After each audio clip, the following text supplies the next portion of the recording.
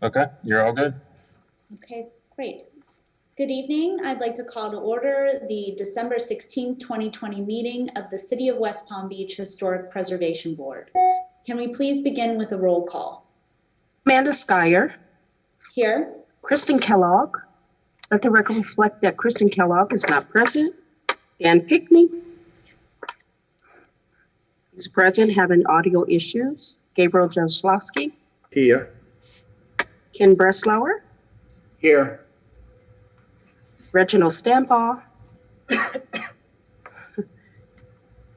Nick Casale. Here. Keith Williams. Let the record reflect that Keith Williams is not present. Okay, thank you. We now move on to approval of the agenda for tonight's meeting. Do we have any changes to the agenda as presented by staff? Not that I'm aware of. Okay, are there any members of the board that would like to make a change to the agenda as presented? Okay, seeing none, can we please have a motion to approve? I move the board to approve tonight's agenda. Do you have a second? Second. All those in favor? Aye. Aye. Any opposed? Motion carries. We now move on to approval of the minutes. Are there any changes to the minutes as presented? Can we please have a motion to approve? I move the board to approve the meeting minutes of the November 18th, 2020 meeting.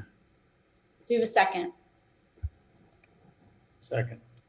All those in favor? Aye. Aye. Any opposed? Okay, motion carries. We now move on to remarks by the chairperson, and I have a rather lengthy script to read due to our Zoom meeting. Pursuant to Executive Order number 20-69 issued by the Office of Governor Ron DeSantis on March 20th, 2020, and Mayor Keith A. James's Executive Order number 2020-05 issued on April 2nd, 2020, the City of West Palm Beach's boards and committees are conducting meetings through media technology and have released the requirements to have a quorum of its members physically present at City Hall. On April 14, 2020, Mayor Keith A. James issued Executive Order number 2020-09, which specifically provides the rules of procedure of conducting city meetings, including requirements for quasi-judicial hearings. The members of this board appearing remotely were read during roll call. To ensure the ability for the public to continue to participate in this public hearing, it is being streamed live and available for viewing in the City Commission chambers located at City Center, 401 Clematis Street, provided that social distancing is required. Additionally, for those wishing to access the meeting remotely, they are able to do so through the applicable Zoom webinar link, as well as the city's usual media channels, including WPB-TV 18, the city's website, and the city's YouTube, Facebook, and Twitter feeds. Anyone from the public who would like to provide comment on an agenda item is able to do so through the following: in person in the City Center Flagler Gallery, by dialing 561-320-3872 and leaving a voicemail not to exceed 3 minutes, sending an email or a video recording to hpbpubliccomment@wpb.org, or completing the online public comment form at www.wpb.org/public comments. Those accessing the meeting directly through Zoom may also use the chat or raise hand features. Anyone using only their phone may raise their hand by pressing *9. Regardless of method, please be sure to indicate the agenda number or case number for which you are providing comment. Everyone providing testimony this evening must have video capability and will need to be sworn in. We will do so at the start of each case on the agenda. If you are about to provide testimony and were not sworn in, please be sure to indicate such and be sworn in accordingly. After the applicant presents their case, staff will provide a presentation, and then the public will have the opportunity to speak or have their comments read into the record from previously received correspondence. The board will then go into executive session. Prior to rendering a decision, the board will confirm that no additional public comments have been received by staff. To lead into this, we need to let everyone know that if we've had any conversations outside of this meeting. So we'll now go through a declaration of ex parte communications. Gabe Jaroslawski, no ex parte communication. Ken Breslauer, no ex parte communication. Nick Casatly, no ex parte communication.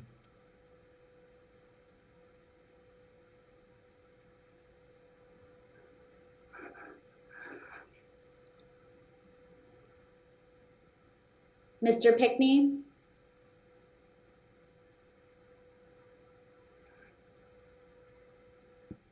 Sorry, no ex parte communication, apologize. Thank you. Amanda Skyer, I did speak with Ms. Mittner about the cases on tonight's agenda, but I can base my decisions based on the evidence presented. Okay, thank you. We now move on to the public comment portion of our meeting. Are there any members of the public that wish to speak on an item that is not on the agenda this evening? Madam Chair, there's nobody here and I haven't seen any written communication either. Okay.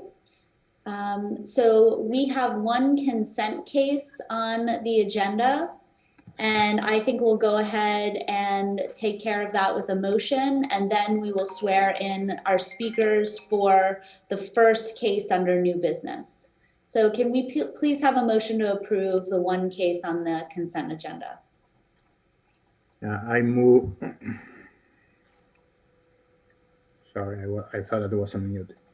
I move the board to approve consent case number 20-75 for ad valorem pre-construction additions and alterations at 709 Avon Road. Do we have a second? Second. All those in favor? Aye. Aye. Any opposed? Okay, motion carries. If you are case number 20-75, which is 709 Avon Road, your case has been approved. Thank you for joining us. Madam Chair, before moving on to the new business items, I did want to just share with the board that since your last meeting, staff has had 109 level 1 applications and 36 zoning reviews were completed. So that is definitely on the high end, and we are keeping quite busy, as I'm sure you all see in the community as well. Thank you, Ms. Mittner. So we'll now go on to new business, and we will begin with case number 20-74, 284 Cordova Road. If you will be speaking on this case, please raise your hand to be sworn in. Just one more person. Hold on. Okay. That should be everybody for this case. To raise your right hands and unmute yourselves. Unmute your speakers. Can you hear me? I did. Mr. Kilpatrick, will you be giving testimony? I do not think so. Okay. Could you raise your right hand to be sworn in? Do you solemnly swear or affirm that the testimony you're about to give will be truthful? I do. Yes, I do. Yeah.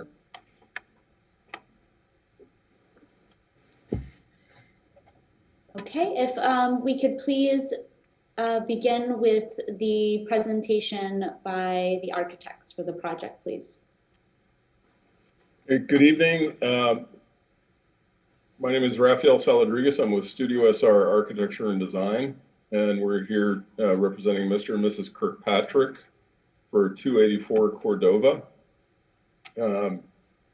It's a property that for a long time has been neglected, and it's essentially been gutted on the interior, and a series of bad additions, poor maintenance of the property over time, things that we felt were inappropriate for the house have been added and deleted. And let me just go through the photographs very quickly. It's an over 18,000 square foot lot, so it's very nicely sized. This was an addition that was done in the, I believe, the 80s. The rear of the property, side of the property, which faces west. This is the existing pool with Florida Keystone coping. Again, the west facade, the south view, east view, which is the front entry. This is the current state of the interior. And I walked through it with Mr. Borngraver, identifying areas where we felt that the windows and the organization of the windows had been changed, where you could see new framing versus the original framing. These are the surrounding properties. The site aerial, obviously. This is the existing site plan as it exists today. There's an accessory structure in the rear that was a single car garage with a large storage area. And this is our proposed site plan. You can see our addition here. What we have endeavored to do is strip the house down to its original configuration. And that was fine.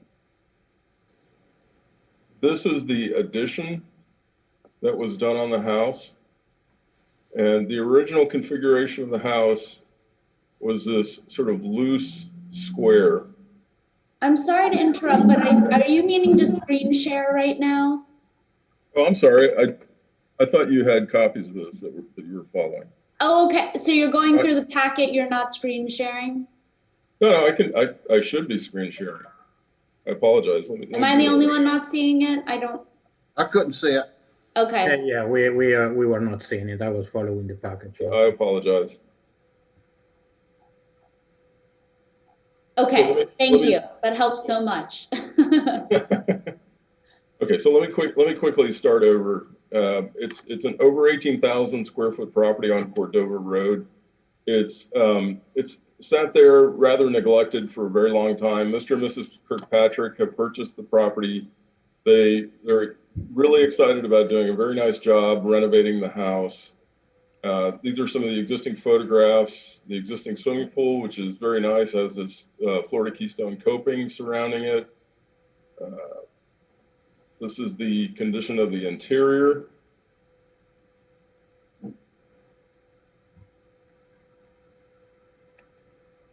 And as I was saying before, there are a lot of windows that have been removed and new windows put in.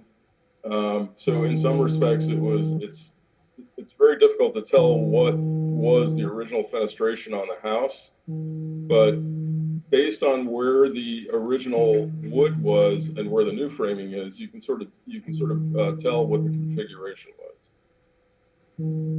This is the surrounding properties aerial. This is the existing site plan. Here's the swimming pool, the accessory structure in the back, the house as it exists today. And this is our proposed site plan. And this is where our primary addition is. What you're seeing in this area on the ground floor will be covered outdoor space. This is the existing floor plan. This area of the house was the addition that we want to remove. And what we want to be able to do is take the house back to its original configuration, which is this perimeter. So taking this off and then putting a new addition on that will be a master suite that we want to align with the access of the swimming pool and then create some closets and a master bath and then reconnect to the main house. This is the second floor. These are our flat roofed areas. This is the flat roofed area. And here we have our proposed site plan. So again, this sort of square area is the original part of the house. And what we've done is we've gone in and sort of scraped away the program and reorganized everything so that the existing swimming pool and family room areas can actually face this part of the yard. This is the master bedroom addition, where the master bedroom is aligned with the axis of the swimming pool, a master bath, and twin closets for Mr. and Mrs. Kirkpatrick. Very simple program on the ground floor. The kitchen is off the service side of the house. It connects to a breakfast room and family room. It has an organized foyer, a half bath, an area for some air conditioning, and a laundry room on the ground floor that is primarily for Mr. and Mrs. Kirkpatrick, who's have adult children that don't live here, but that come to visit occasionally. They have a very large extended family. The upstairs is a complete reorganization. There is an addition on the back here that was done in the late 1930s that we feel was completely inappropriate. It was sort of glommed onto the back that we're requesting to remove. It's a 3-bedroom, 3-bath upstairs for guest rooms, flat roofed areas in gray, and then the connection to the master, which is here. It's capped by an octagonal copper roof with a flat area around it. These are alcoves. We can discuss this a little bit more later. We've had some subsequent conversations with Aaron and Frederic about the removal of this particular alcove, and we talked about that.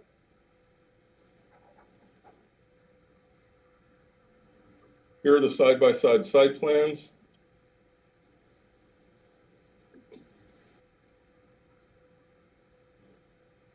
Streetscape. This is our project, obviously. This is the house next door, and then the houses down the street.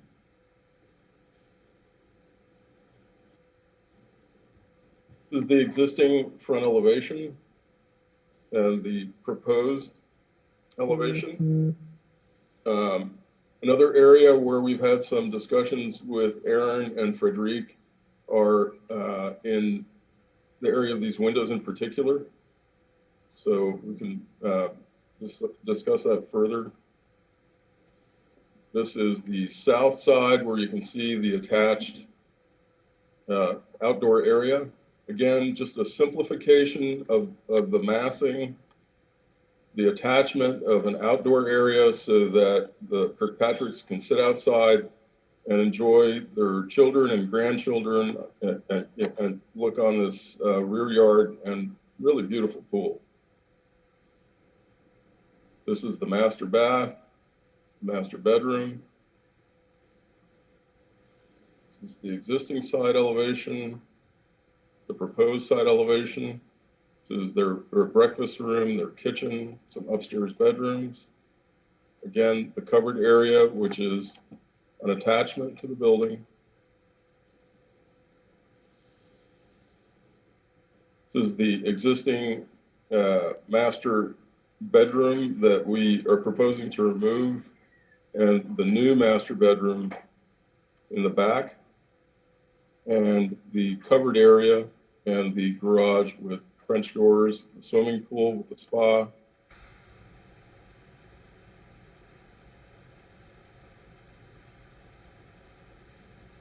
The proposed garage and the existing garage.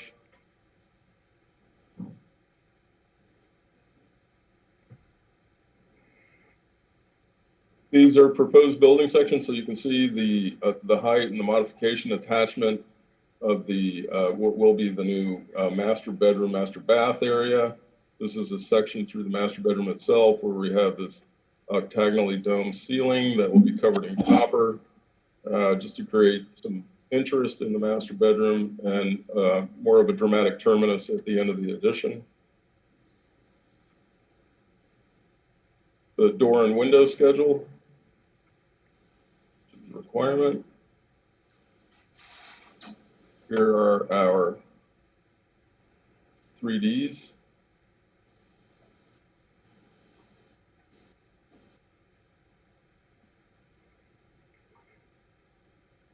This is the west elevation, the south elevation. Again, this sort of western storefront, mission style, arcade, or, you know, where people can go from the kitchen side of the house to the entertainment side of the house undercover. This is a view from across the swimming pool. Here you have the master bath, and this open to this backyard corner with bedrooms above. Again, simplification of the massing, and this wraparound porch that allows people to live outdoors. That concludes our presentation.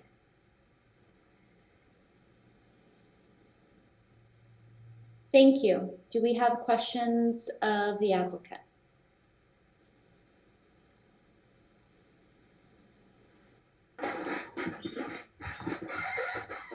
Well, I think I'd like to have a question, Amanda, to my own architect. I believe you're talking about these, there was some talk about the north alcove, Raphael?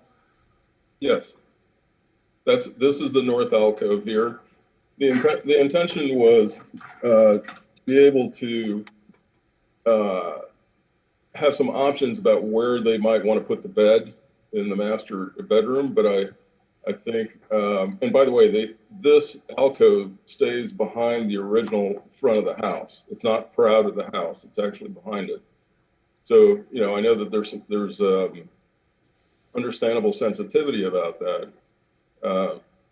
We introduced this, you know, for the purposes, again, of being able to decide which wall they want to put the bed on, and the opposite alcove could accommodate some dressers and storage. Was there an objection to that? Am I hearing that right, or? Well, in my conversation with Frederique, I mean, she brought it up, but you know, it's, again, it's at the discretion of the board. We would prefer to keep it, but we do have an option for it.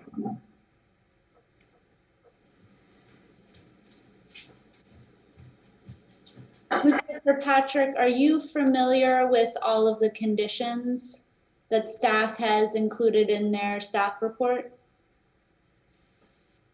I've spoken with Raphael. I'm sure he's conveyed to me conditions, I would assume. I have been busy over the last week or so, and I haven't been able to pay a lot of attention. Yeah, we did speak, I'm sorry, just to interrupt. We did speak about some of the minor conditions that Aaron in particular was addressing, and you know, we're happy to work with staff to make sure that those conditions are met. So Mr. Rodriguez, are you in agreement with those conditions? Yes. Now, Yeah. Mr. Rodriguez. yes, the ones in the staff report we're in agreement with. Yes. Let me ask you a question. When you are saying the original footprint of the house, do you have documentation? Is there any documentation of the original footprint of the house, of all the additions that were done according to you during the year? Well, the biggest tell is the fact that this is all the original. I mean, the existing addition was done in masonry, and the rest of the house is in wood frame. So, and you can tell from the age of the wood what was original and what wasn't original when you're walking through. So, you know, if I could just jump back to the floor plan for a second.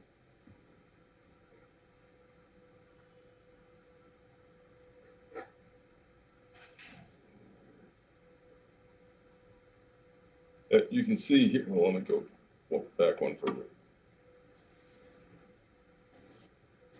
Yeah, so this was the sort of line of demarcation where the existing addition was done. Along this north-south line was where the original house stopped and a concrete masonry addition was done.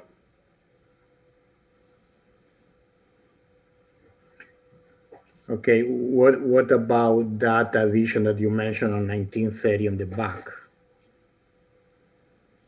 That you can see in this.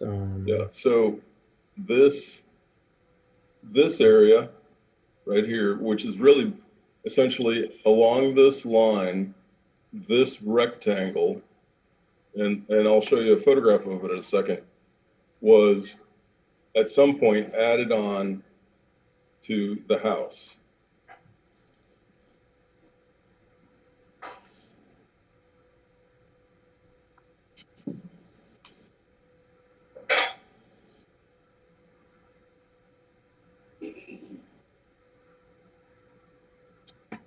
Which is this area right here.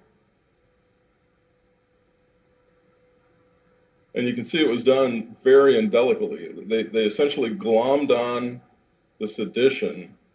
They used this kind of almost art decorative molding at the bottom, collided it with this piece, and then held it down from the parapet above. So this is what we are requesting to remove. And in addition, it was also removed in the prior iteration, which was presented to the board years ago.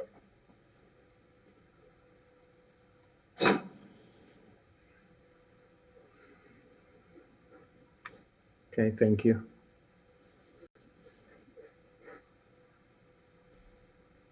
And let me just focus back on the rendering on the rear of the house.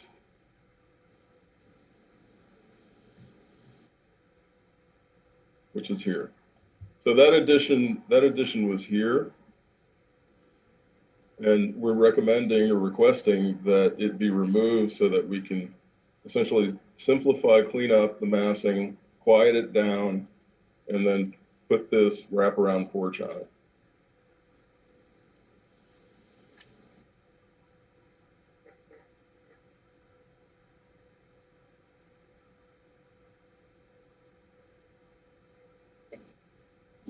What is the length of the current addition that in the staff report is referred to as the Panhandle addition in comparison with the new addition that you're proposing? You know, I've never measured the two against each other, but I would probably have to say that it's maybe half the length of what we have here. I mean, let's put the elevations up side by side so that you can see. Well, actually, yeah, about half. A little more than half. That's the line here. And that would be in addition to it.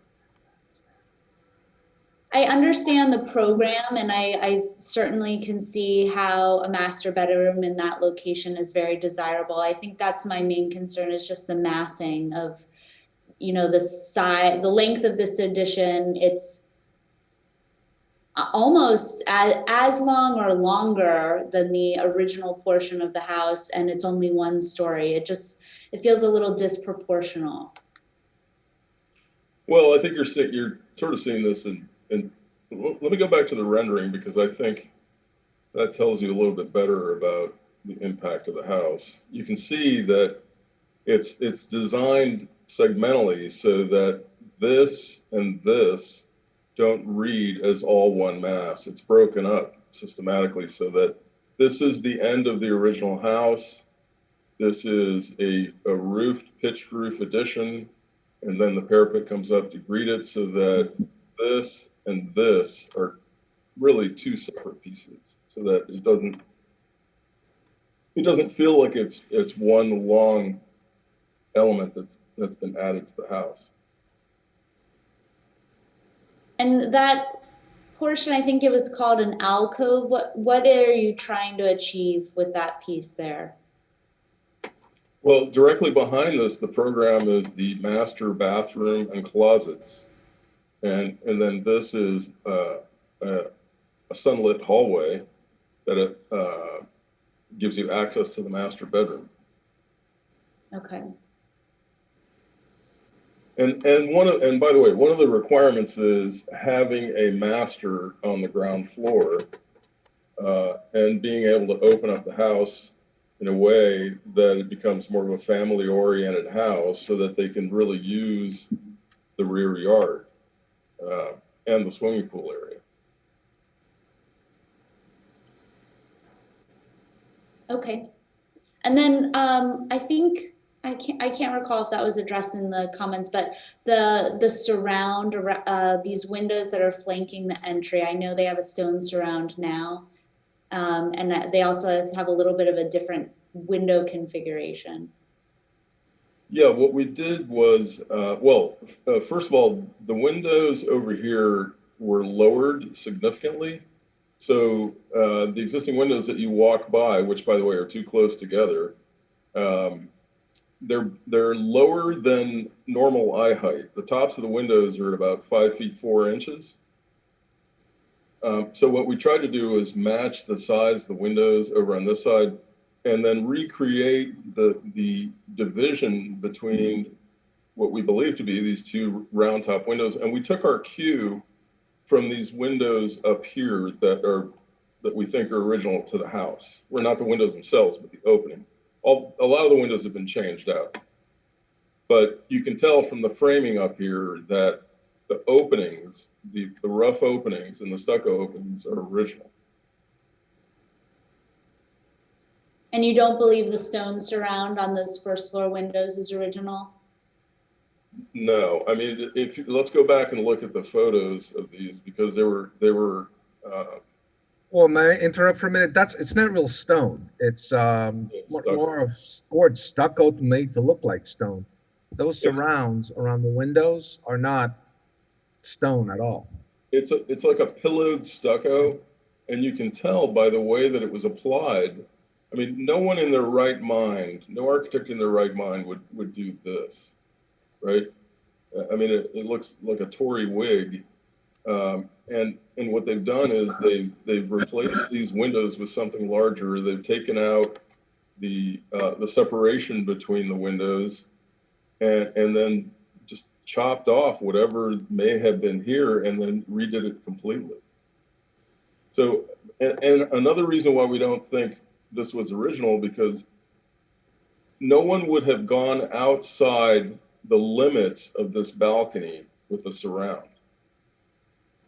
It would have caught it.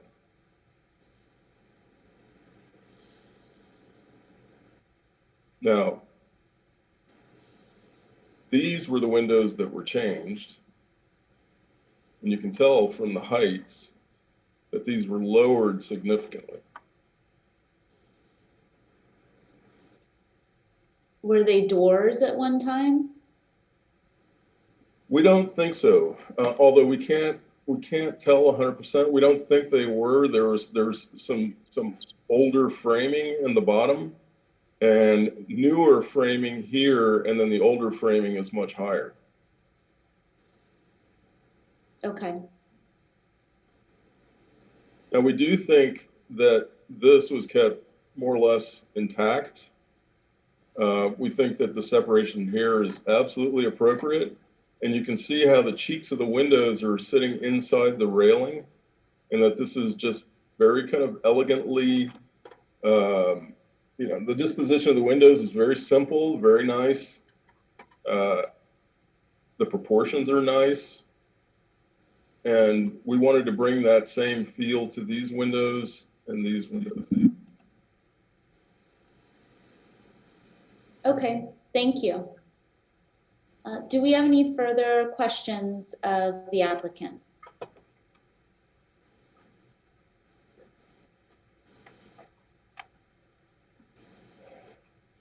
Okay, seeing none, we'll move on to the staff report.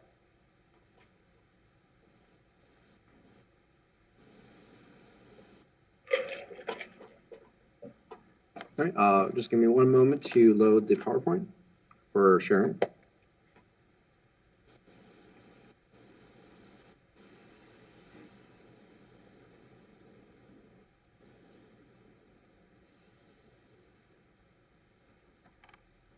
Oh, do I have to unshare this? I have to unshare the screen, don't I? Yes, you do.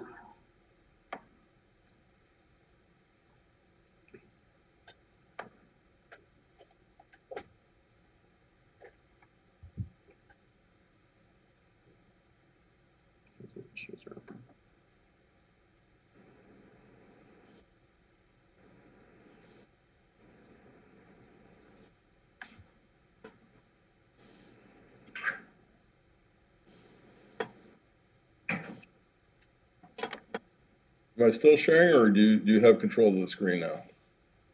You're still sharing, but I can stop it for you. Okay, perfect. Then Hold on please. just 1 second. There you go.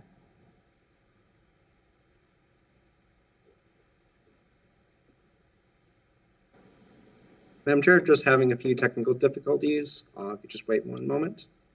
Well, I'm glad I'm not the only one.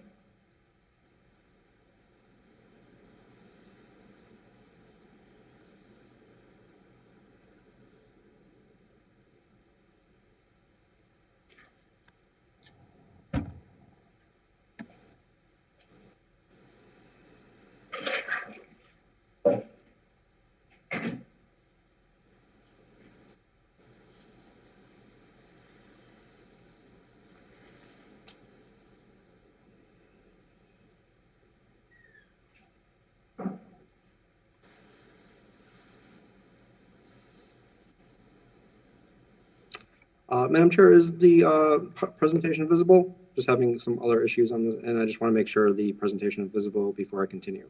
Yes, it is. All right, thank you. Aaron Berger, Historic Preservation Planner. The applicant has gone through the presentation in a detailed way, so I'm just going to be brief with my presentation. So the request is just for demolition of that eastern panhandle, which is about 320 square feet, and then an addition of about 136 square feet, roughly in the same location, to the Mediterranean Revival structure, which was built in 1924 and is contributing. Then an addition of a loggia added to the south and rear east elevation with a flat roof and a barrel tile pent roof. And then there's just alterations to the non-contributing accessory structure, which was built in 1924, and then with an addition in 1957. And 284 Cordova is located within the El Cid Historic District.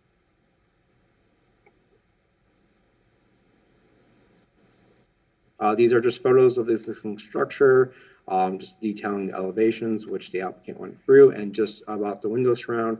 So this top left window is actually part of the addition and does have its own texture to the surround. In the middle, we have the door with the door surround there. And then on the lower left, which is the casements to the left, and on the top right, casements to the right of the door. There is a slight difference in the texture. Staff isn't able to determine if this was original or not. A little bit about the history of the site. So in 1926, the Sanborn in the left is the original footprint of the structure. And then in the middle is from the property record card in 1967, which shows the addition, which was done sometime in the 30s. And then on the right is just an image from the Florida Department of Transportation from 1986 that shows the Panhandle addition referred to in the staff report in 1982. These were photos that the staff received recently from a previous owner. I believe they're all from the 90s at some point. So where the Christmas tree is, that's a paired French door and side lights, which is on the west elevation, and just barely captured is the fan light that was there previously. And then on the top right is the rear with this part of the east elevation. And in that corbelling overhang addition, as staff refers to it, there was an arch window there at one point. And then on the lower right is photos of before the current windows were installed. But about neighborhood context, so on this block of Cordova, most of the properties have the building frontage takes up a substantial amount of the lot frontage. Currently, it's about 57 square feet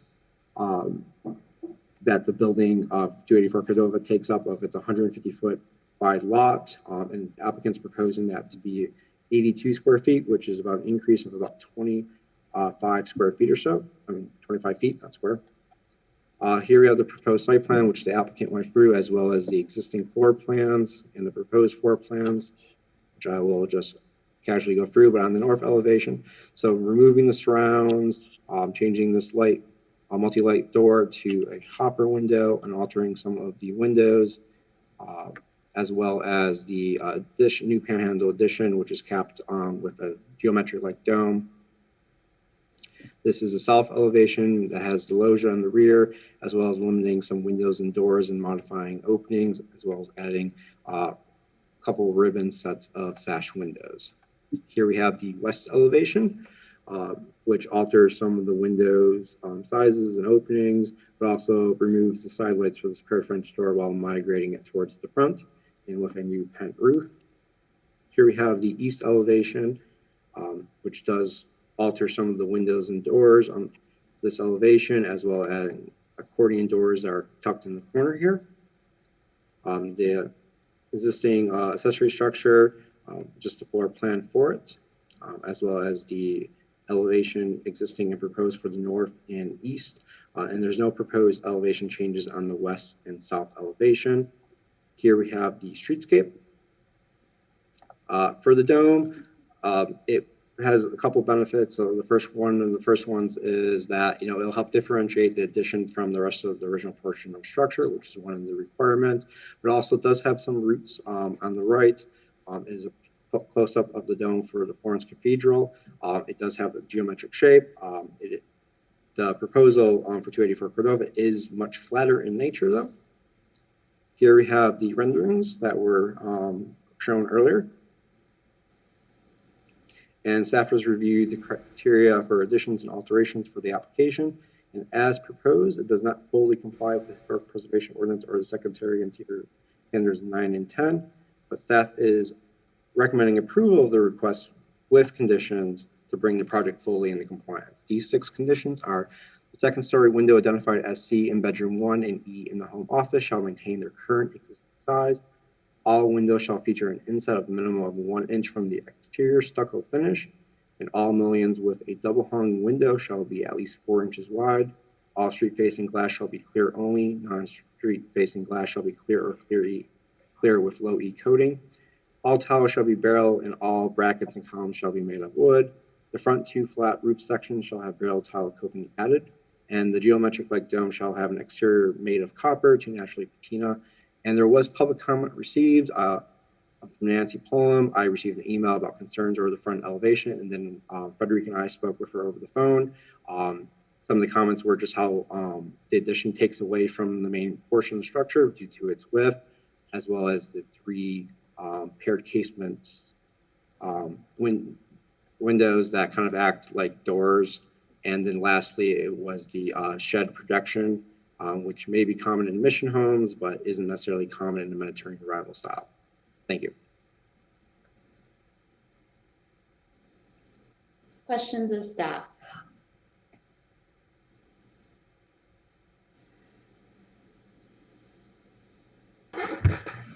So, Mr. Bongraber, are we sure, and for a fact that those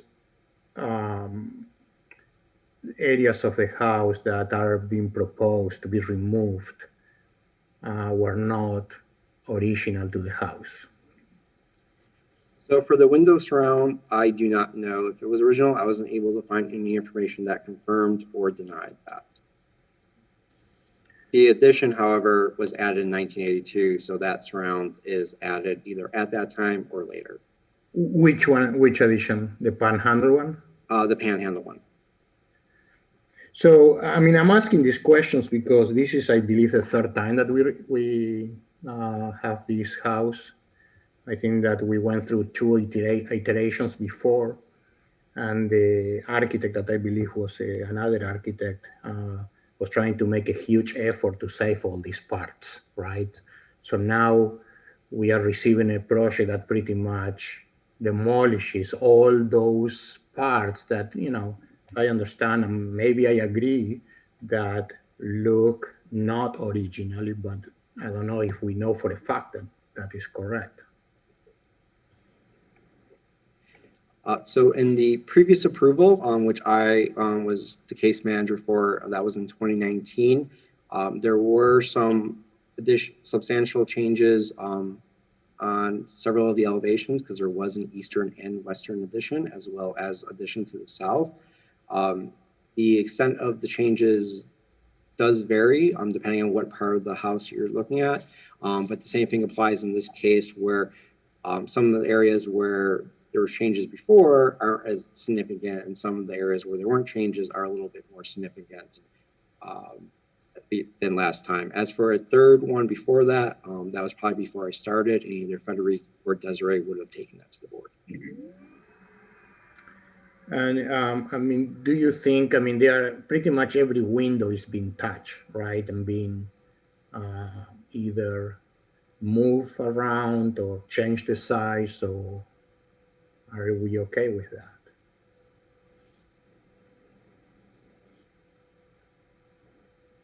Is that a question for staff or the board? Yeah. I mean, well, I would think that you are okay with that, but that is not something that usually we approve, right? I mean, we try to keep the original windows, and I understand. I mean, your conditions include, number one, it just talks about 2 of the windows, but that is not what we usually approve in a case like this.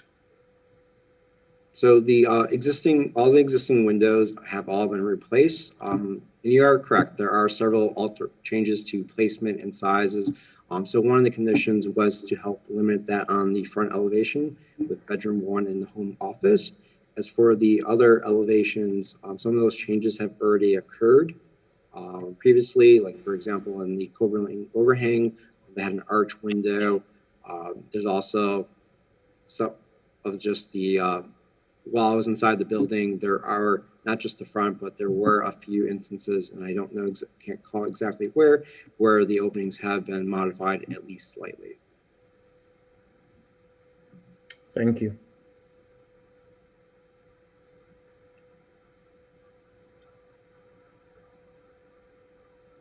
I'm sorry, can I make a comment? Sure. Okay, I'm not muted. Yeah, and Aaron is correct. The windows throughout the house have been replaced, and in some cases, the original openings that were framed were largely ignored. So I did want to bring that to the board's attention, and without being able to literally prove that those surrounds were not original, I would just say this: if you look at the surrounds relative to the little balcony that's there, as I said before, normally what you would see is those things would be set inside the cheeks of the balconies themselves, and in this case, that relationship has been obliterated or largely ignored. And you can just see that these surrounds just don't make any sense. The ones where these windows were lowered, even it's hard to determine whether there was anything original on these. I think what they did was they took their cue from the front entry of the house and started applying some of this aesthetic to these windows. And then, even if it was original material, it's been so obliterated over the years that it just doesn't make sense in our mind to try and fix something like that.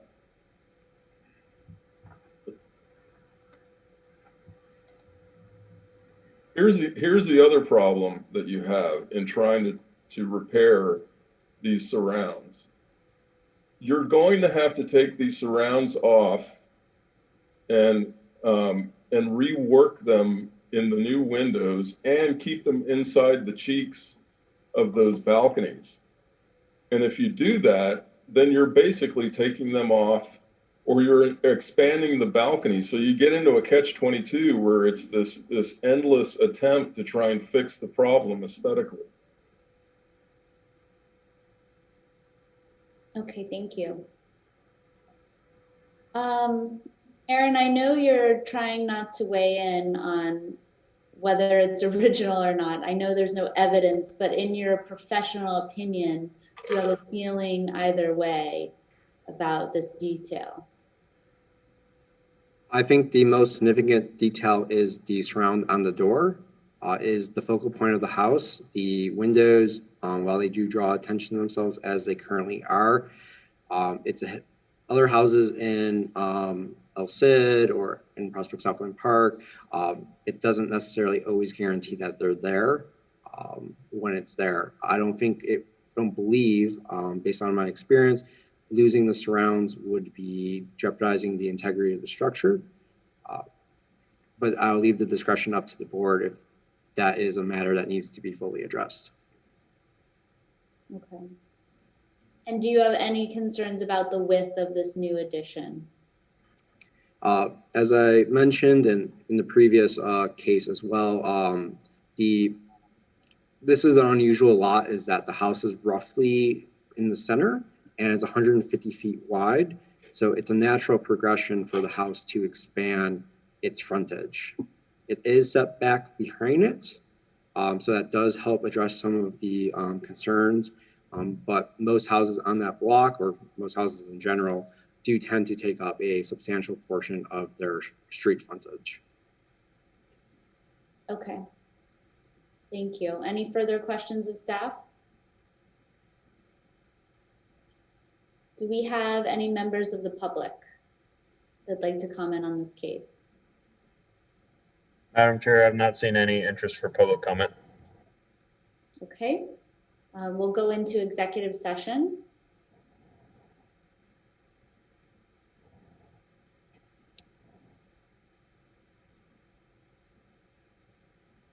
Would anyone like to share their thoughts? I think Mr. Jaroslawski, I think we've heard from you. But is there anything further that you'd like to add?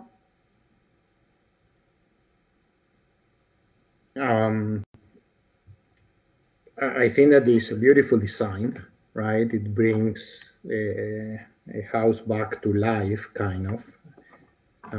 It can't impacted me the fact that it's being completely renovated, right? And it's kind of losing the original look that we were accustomed to see from this house, right?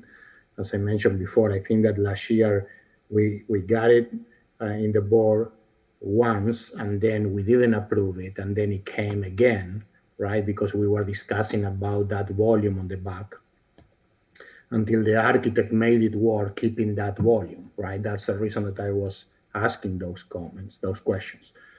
So the tower I mean, you can differentiate what is new from what is old. I don't know that I have a lot of concerns about the length of the addition on the panhandle. What worries me a little, but maybe it's a good thing, is that tower with a copper roof looks really contemporary, right? And probably it's a good thing, but I am not 100% sure that is a good thing. Probably it's too contemporary, but that's my opinion. And the other thing that worries me a little is, as I said before, we try to keep the windows where they are, and pretty much every single window is being moved, right? Or change the shape or something, right? I am not too concerned about the surrounds. I mean, I kind of agree with Mr. Saladrigas. It looks like they were added before, after the fact, because what he explained about how the surround meets the railing is not natural. So probably he's right.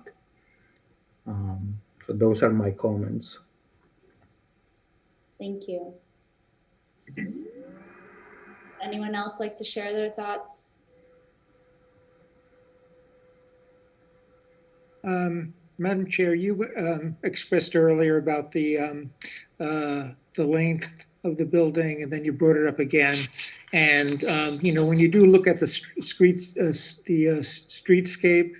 that building compared to the others, it's, you know, significantly larger, even though it is on a larger lot. Since you live there, do you have an opinion in terms of its impact on the streetscape? How would,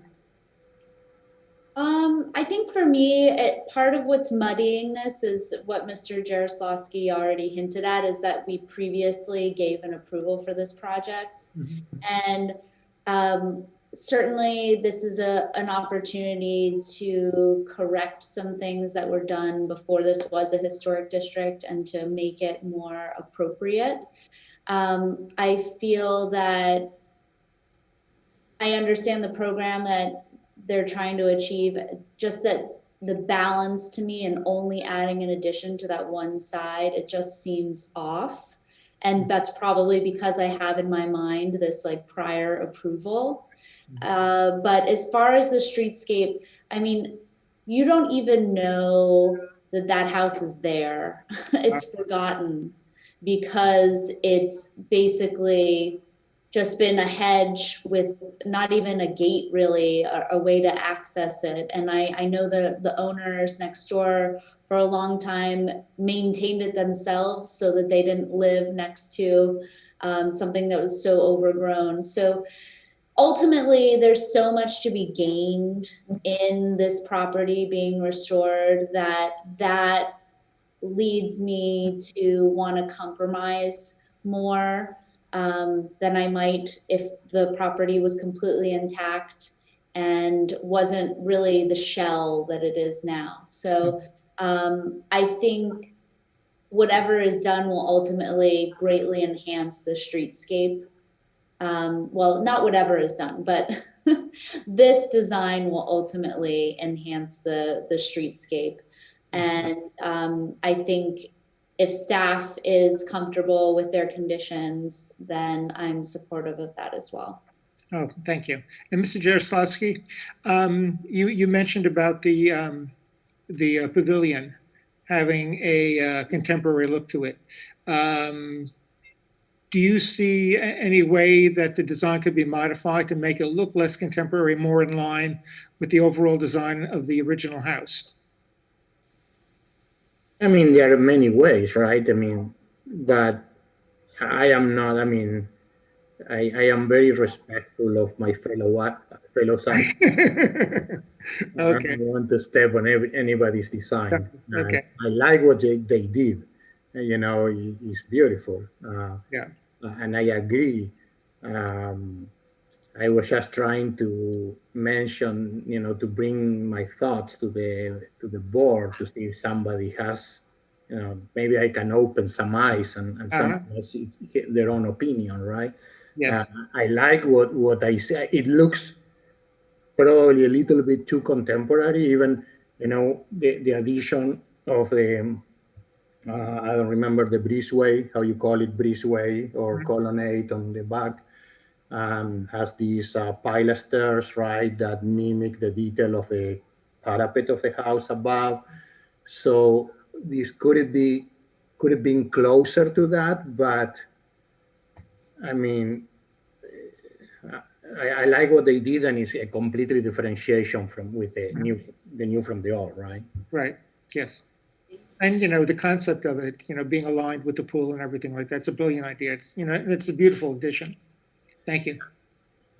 Yeah, and thank you for asking. You know, I just, you know, sometimes I try to say some things so you and other members of the board open some eyes and hopefully give me your own opinions. Thank you. Any further comment from the board? And I know we're supposed to do one final check to see if there's any members of the public that wish to speak on this case. No additional interest. Okay, thank you. Would someone like to make a motion?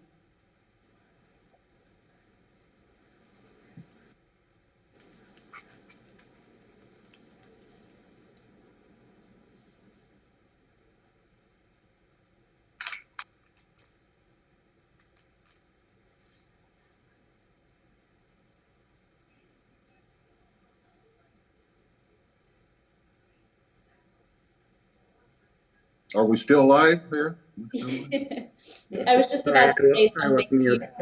There's a script that has to be read, so I'm sure that whoever is preparing to make the motion is Yeah, I'll make the the motion. correct page to do so. So I move that the Historic Preservation Board approve application number 20-74 for additions and alterations in accordance with standards 9 and 10, I believe, as set forth in section 94-49 of the City Zoning and Land Development Regulations. The motion is based on the testimony presented along with the application submitted on the staff report, which constitute competent substantial evidence. In addition, the approval of this request is made conditional upon the following restrictions, stipulations, and/or safeguards that I move are necessary to ensure compliance with the purpose and intent of the Historic Preservation Ordinance, the historic preservation element of the comprehensive plan of the City of West Palm Beach, the Secretary of Interior standards for rehabilitation, the additional compatibility criteria set forth in section 94-49 of the City Zoning and Land Development Regulations, specifically, which the conditions include the following. First, the second story windows identified as C in bedroom 1 and E in home office shall maintain their current existing size. Second, all windows shall feature an inset of a minimum of 1 inch from the exterior stucco finish, and all mullions with a double hung window shall be at least 4 inches wide. Third, all street facing glass shall be clear only. Non-street glass shall be clear or clear with lowy coating. Fourth, all tiles shall be barrel and all brackets and columns shall be made of wood. Fifth, the front 2 flat roof sections shall have a barrel tile coping added. Sixth, the geometric like dome shall have an exterior made of copper to naturally patina. Do you have a second? Okay. All those in favor? Aye. Aye. Any opposed? Okay, motion carries. Good luck. Thank you. Thank you all. Bye, Amanda. Bye. This is Skyer. Moving on to case number 20-76, 620 3rd Street. Madam Chair, if you just give me 1 minute, I'll bring everybody in.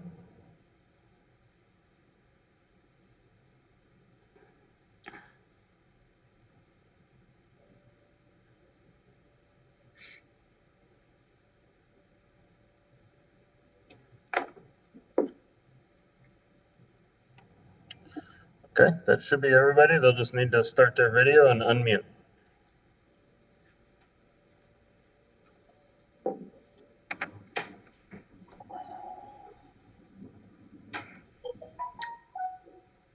Do you raise your right hand to be sworn in? Do you solemnly swear or affirm that the testimony you're about to give will be truthful? I do. I do. Yeah. Thank you.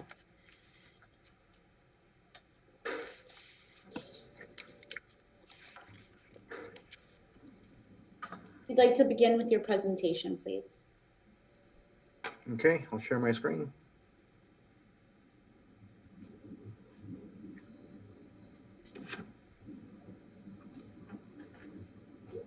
Roger, can you make that full screen possibly? There we go. Well, good evening, Madam Chair and members of the board. My name is Harvey Oyer, and I have the pleasure of being affiliated with this project. I'm going to introduce the principal of the development company called Affiliated Development. What you're looking at is not entirely within your jurisdiction. This is a proposed project, a portion of which is in the Northwest Historic District, which is your jurisdiction, which is why we are before you this evening. So why don't I turn the presentation over to Jeff Burns, who is one of the principals of Affiliated Development, the developer of the proposed project. Jeff? Sure. Thanks, Harvey. I appreciate everybody's efforts today or this evening. This project has been in the works for quite a long time. Just to introduce, by way of a quick introduction, we're a Fort Lauderdale-based development company. Our purpose is to do two things when we set out to develop a project. First is create economic development. Generally speaking, we like to be first movers into areas that have not historically seen a significant amount of private investment. The second thing we set out to achieve when doing a development is to address housing. As you may or may not know, South Florida is the most cost-burdened place in the entire country when it comes to the discrepancy between rent and income. So every project we do sets out to help hopefully address that.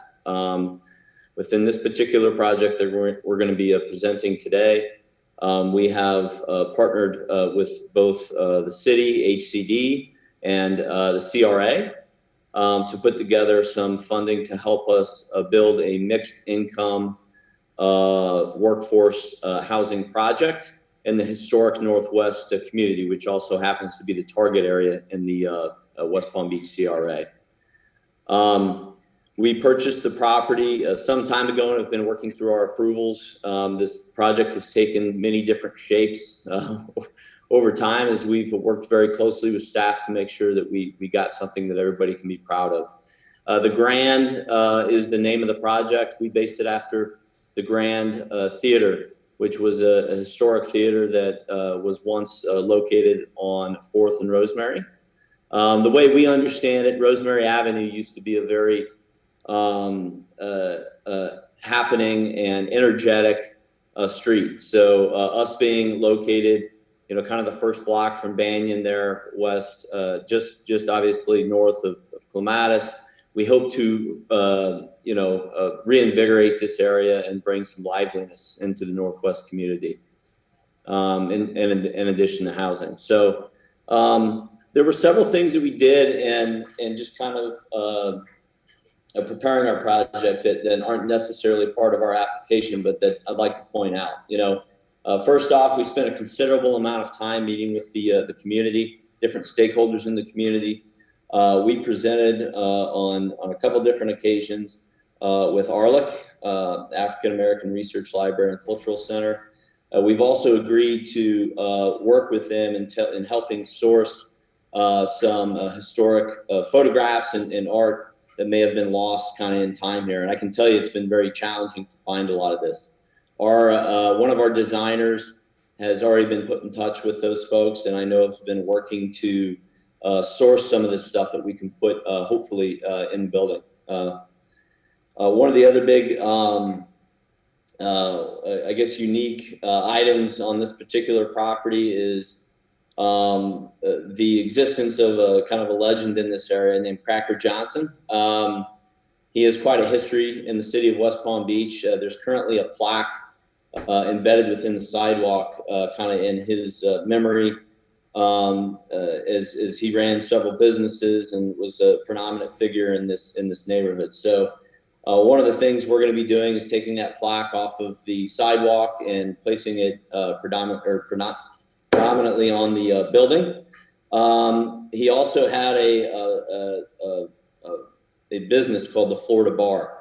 And one of the unique things that we're doing in this building is creating as an amenity for our tenants, kind of a speakeasy type of a place that they can go. We're calling it, of course, the Florida Bar. It's an area for people to kind of gather, before heading, out on the night on the town, or if you're looking to entertain in the building itself. And we're going to hopefully bring back a lot of kind of the historic elements that were very prominent back in those times.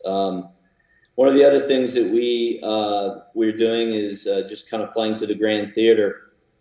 We have two different areas within our outdoor seating area, our outdoor amenity area. One, of course, is going to be a pool and all that. The other one is going to be more of a lawn with an outdoor theater screen. So we wanted to play to that, kind of that grand theater historic past.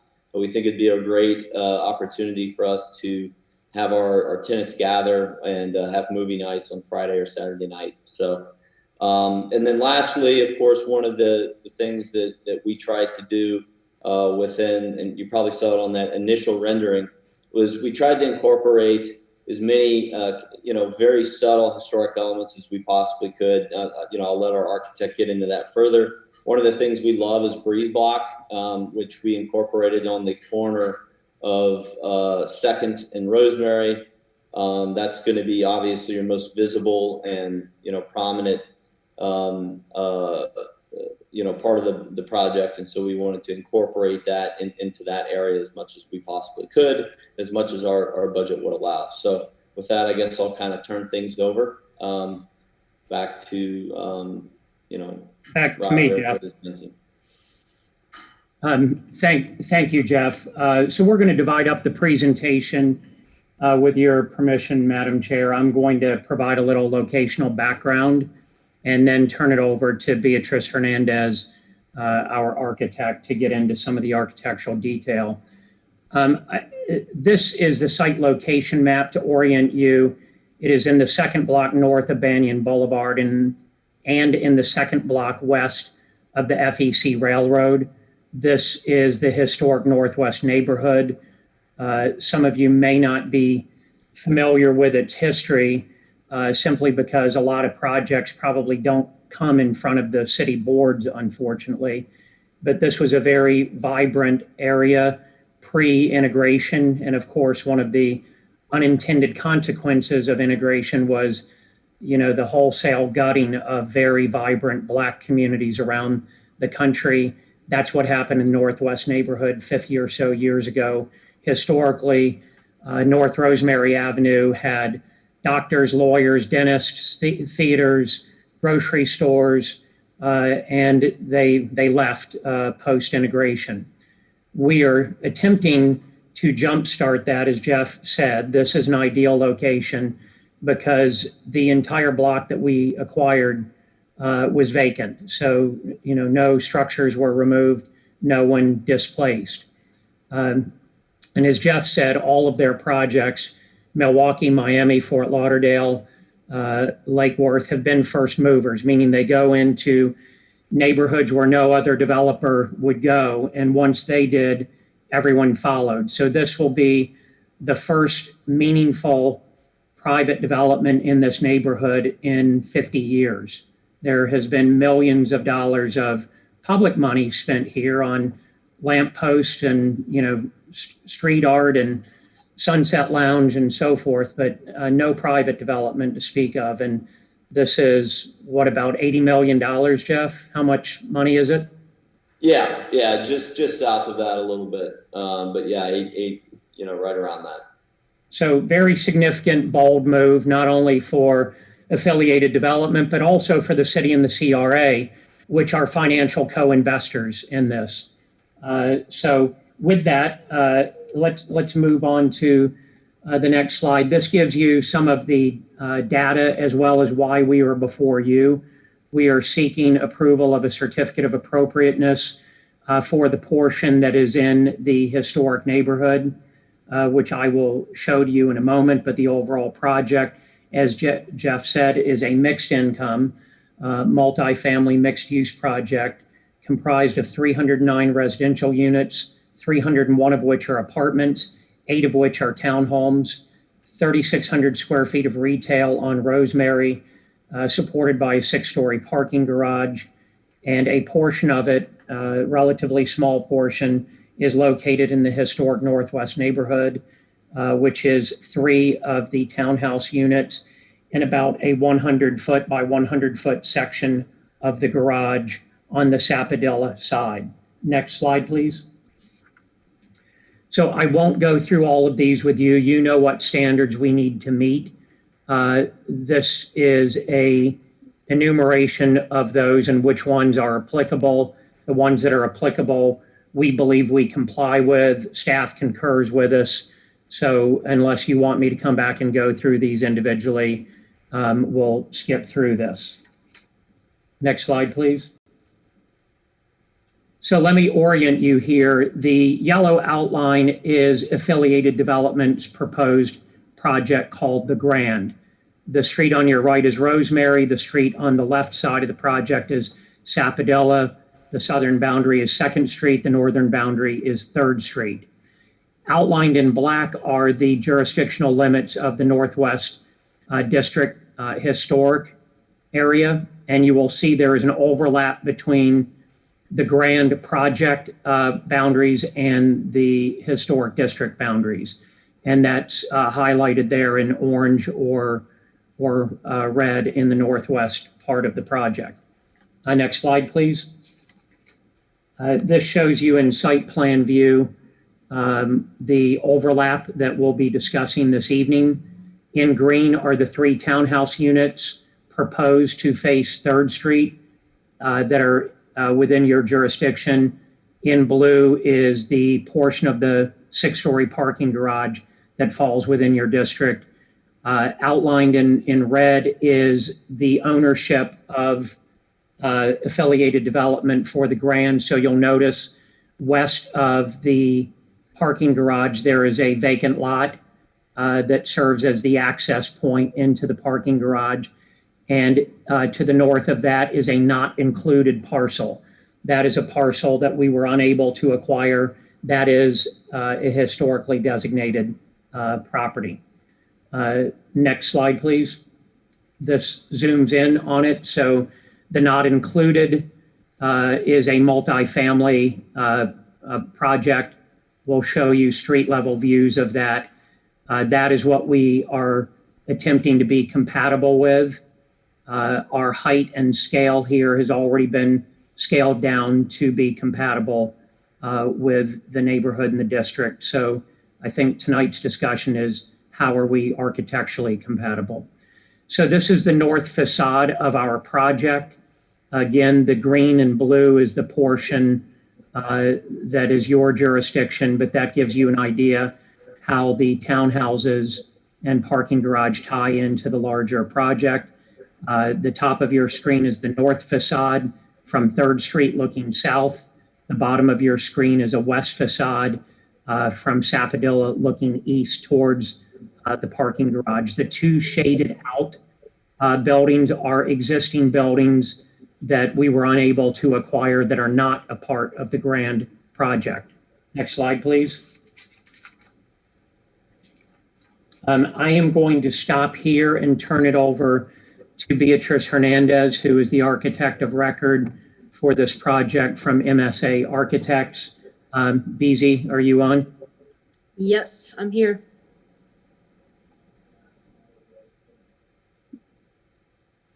Good evening, everybody.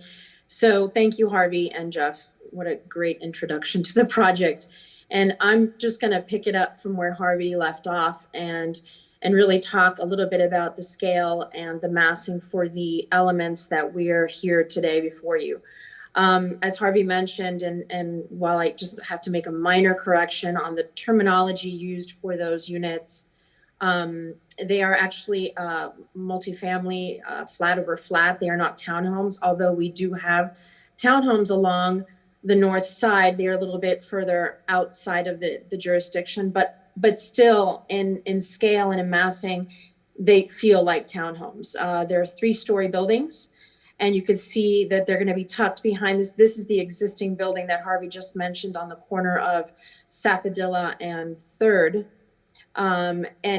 And you could see here that we're we believe in scale and in massing with really the only building that's directly adjacent to our property.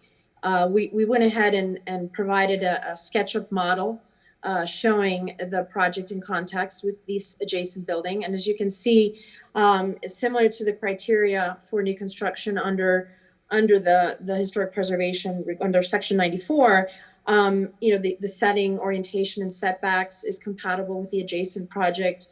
The building height is in scale with the adjacent project is a building as well.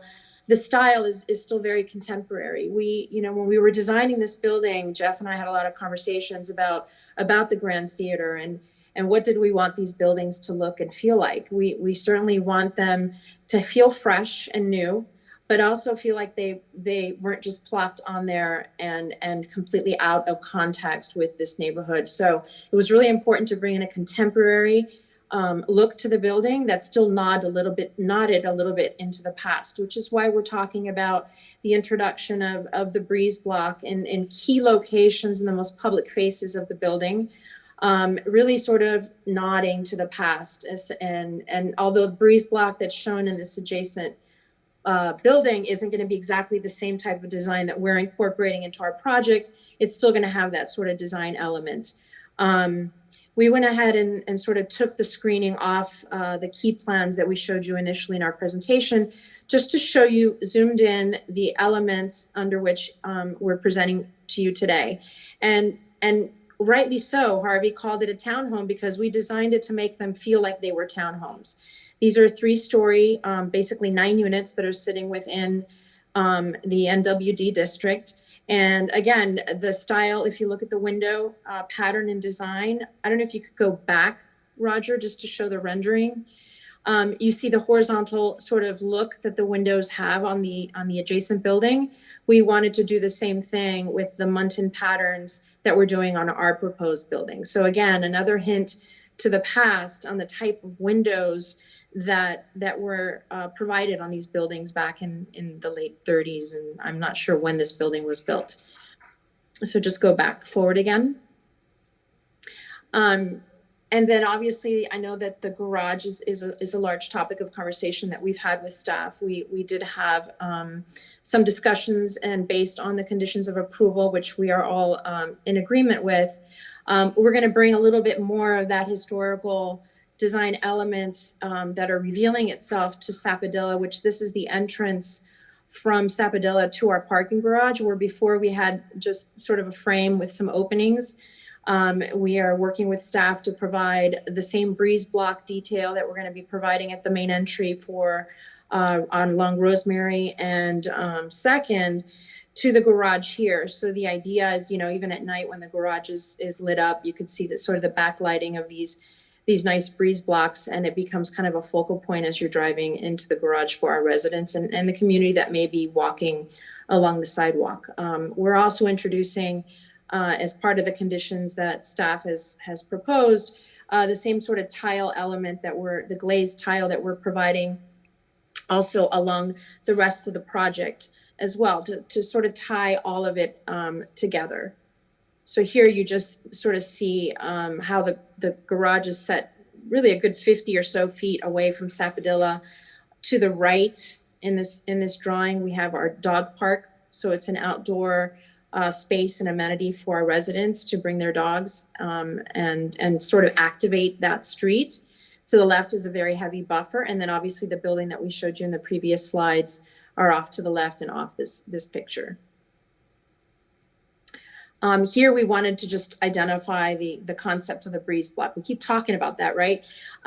It's really just a nice element that we felt was important to bring back into this building. And while unfortunately this one is painted dark brown, it's really hard to see the details. It happened here too. So, you can see the zoomed in pictures of the windows. While it's a little bit run down, conceptually the window profiles that we're going to be using is going to be similar in nature to this building. So we feel that's where the rhythm of solids to voids, the materials and textures, the roof shape in which we're using flat roofs are very compatible with this historic, what is considered a contributing historic structure. We just wanted to show you where the breeze block was going to be located along Rosemary. Go back, Roger, real quick.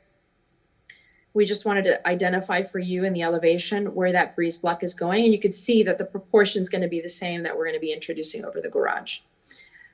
So with that is the end of my presentation. And I, of course, opened it up to any questions that the board may have.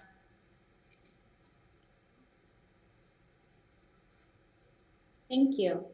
Any questions of the applicants? We do have a few more slides that we'd like to go through. Okay. This Oops. Roger, if you would put up the next one, I think it will illustrate for the board. Oh, where the yeah, block- yeah, my apologies. I like to not, I tend to talk, but not talk too much. But yeah, this of course was the initial rendering that we showed on the first slide that also identifies where the breeze block element is going to be located on the building. And I also believe we have another, do we have another one? We have obviously staff's recommendation, which Right, sorry, let me go back to the staff recommendation. yeah, which I think is all in your packet. We're just, writing it, again, and basically stating that we agree to work with staff to satisfy all the conditions of approval, and we're hopefully looking for your approval as well. And that concludes our presentation. We, of course, have our entire team on the line to answer questions, Madam Chair, and we're really happy to be in front of you with this project. It, as Jeff said, took a long time and a lot of work within the neighborhood to get consensus behind this project, and we're anxious to get it started. Thank you. Do we have any questions of the applicant?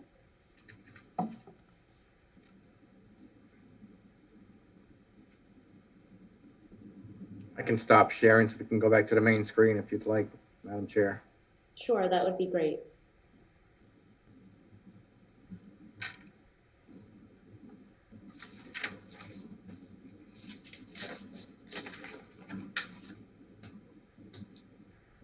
Well, great. We can all go home. No, I'm kidding. Mr. we're really- Blair, you mentioned that the city and the CRA is also financially invested in this project. Could you speak a little bit more about that? Sure, I can, and Jeff can give you even greater detail. There is financial assistance from Housing and Community Development, HCD, which is a department of the city, as well as a very large financial commitment from the CRA. And in addition, Jeff, correct me if I'm wrong, but both the city fire and police pension funds are investors in the project as well. So to say that everyone is all in on this would be an understatement. Thanks for telling us more about that. It's definitely interesting to hear about the collaboration that brought this project to fruition. And so everybody on your team is okay with all of the staff's conditions? We are. We spent a good deal of time with Frederic yesterday trying to make sure we understood condition 5. The first 4 we understood. So I think there may be a little bit of minor detail to work through, but it's not anything that prevents us from agreeing to the condition with you tonight. Okay, thank you. Any further questions? Yeah, I would like to ask where this project is in the city, in the different committees and boards. Sure. So hopefully with your approval this evening, our next stop is DAC. And after DAC approval, building permits, which Okay, have so that is what I already wanted been to- applied for. Yeah, we No, we've already applied for our building permits. We have a directive from the city to move this as quickly as possible. It provides substantial workforce housing, but in a luxury amenitized project, a couple blocks from Brightline, a couple of blocks from the largest employers in the city, the county courthouse, the city hall, Rosemary Square. So we were told to move forward aggressively, and that is what the developer has done. Thank you. Okay, any further questions? Okay, seeing none, we'll move on to the staff report. Yes, Frederic Mettner, City Historic Preservation Planner. I know we've had a little bit of a bumpy start technically this evening, so let me make sure you also see my full screen, not just the slide version.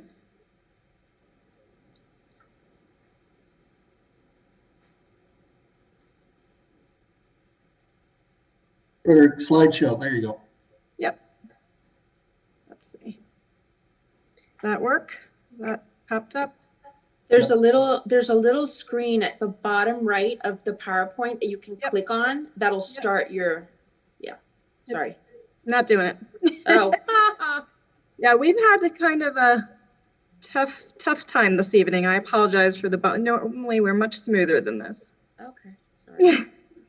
So I think in the interest of time, if you'll indulge me, I will just stay on this because again, I am heartily clicking this button and it is not helping. So I'll just quickly go through.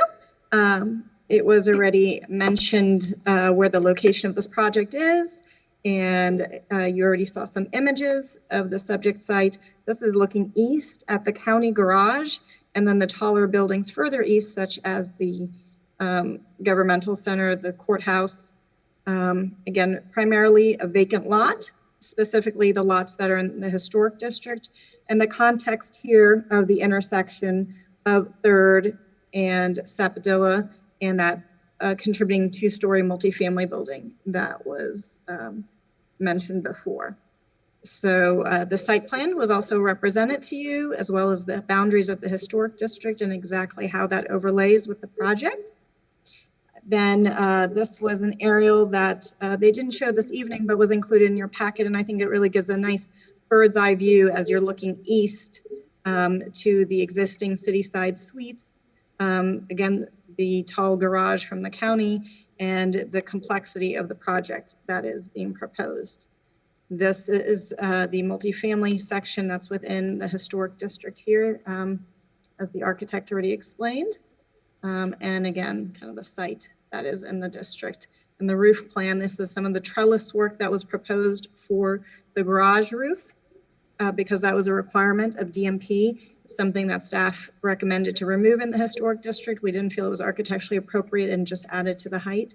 So this is the north elevation and the west elevation that falls within the jurisdiction of the historic district, and the street context provided there.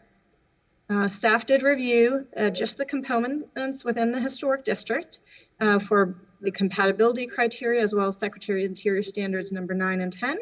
And it was already reviewed with you that we have 5 recommendations for conditions.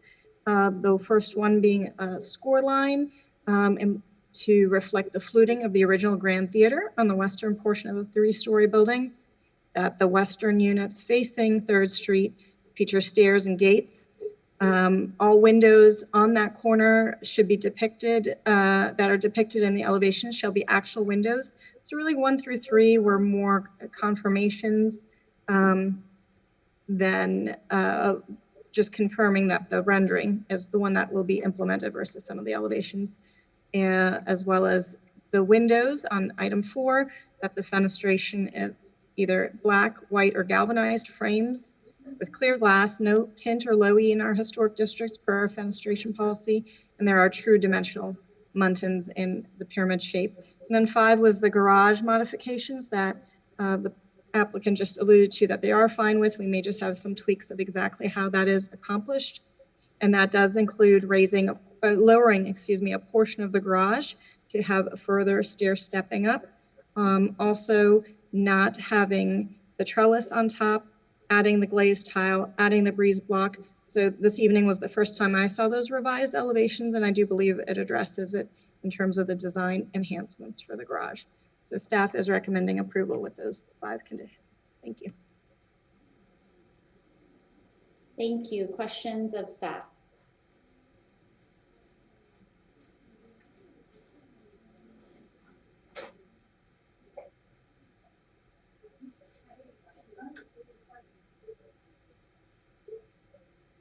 Okay, seeing none, we'll go to the public comment portion of the meeting. Do we have any members of the public that wish to comment on this case? Madam Chair, there's no one expressed interest in public comment.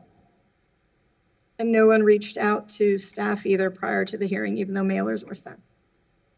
Okay, thank you. So we will go into executive session.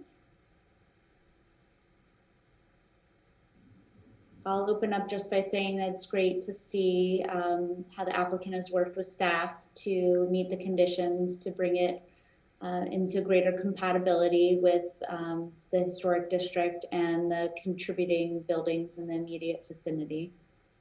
So we appreciate that.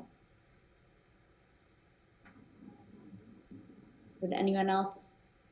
I only had some concerns with the garage facing the historic front and with the ramps being on that side and how the facade works facing the historic district. But I think that staff recommendation is great and is gonna improve the current design, right? I agree.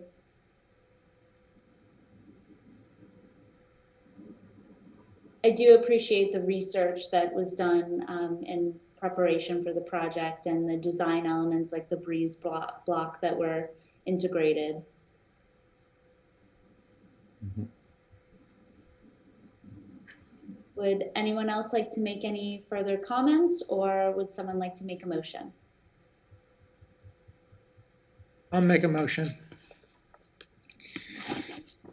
I move that the Historic Preservation Board approve application number 20-76 for new construction in accordance with the Secretary of the Interior standards for rehabilitation, specifically standards 9 and 10, as well as the additional compatibility criteria set forth in the Historic Preservation Ordinance, section 94-49 of the City Zoning and Redevelopment Regulations. This motion is based on the testimony presented, along with the application submitted and the staff report, which constitute competent, substantial evidence. In addition, the approval of this request is made conditional upon the following restrictions, stipulations, and/or safeguards that I move are necessary to ensure compliance with the purpose and intent of the Historic Preservation Ordinance and the historic preservation element of the comprehensive plan of the City of West Palm Beach, the Secretary of Interior standards for rehabilitation, specifically standards 9 and 10. And these conditions are as follows. 1, the geometric diagonal score line and paint scheme shall be eliminated from the western portion of the 3-story building facing 3rd Street, as identified as number 13 on sheet A 3.2. This shall be replaced with vertical score lines spaced per the fluting of the Grand Theater. 2, the 3 western units facing 3rd Street, A1, A2, and B1 shall feature stairs and gates to access directly from the street with a swinging door, not a slider. And 3, all windows, including corner windows as depicted in elevations of the northwest stairwell, shall be actual windows. 4, all fenestration within the historic district that faces 3rd Street or North Sapodilla shall feature black, white, or galvanized aluminum frames with clear glass, no tint or low E, and pyramidal dimensional exterior mountains. 5, garage modifications to provide for a compatible transition, appropriate size and scale, and architectural elements shall include utilizing breeze blocks in the entire rectangle above the garage entrance, change openings on garage to be vertically oriented for proportion and district facing Sapodilla, utilize actual splashy glazed tile at base of garage facing Sapodilla, and at least 7 foot tall and 25 foot in either direction of the garage entrance.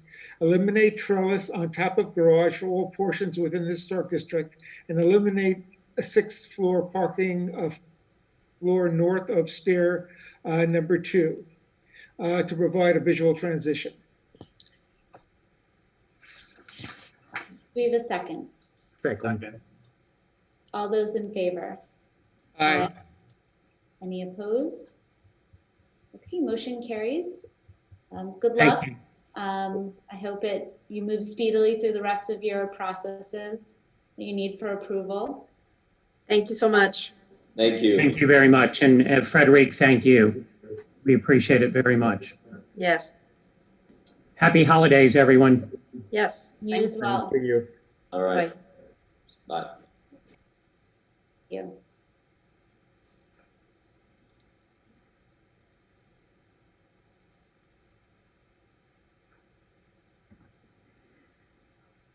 trying to go back to our agenda. I believe that was the last. That was it. Well, thank you all, and I hope you have a lovely holiday and get some rest. And we'll be back at it next year, which will hopefully be a better year. Yes, thank you. Happy holidays. Sorry for the bumpy evening from a technical standpoint, but Happy holidays to everyone. See you next year. Yes. Bye, everybody. Take care. Bye. Bye-bye. Happy holidays. Merry Bye. Christmas. Oh, and I guess I Board should to take a adjourn motion the to meeting. adjourn. Can we have a motion to adjourn to be formal? I And move. move the board to adjourn the meeting. Do we have a second? Second. All those in favor? Aye. Aye. Bye, Okay, everybody. meeting adjourned. Thank you. hi. Bye.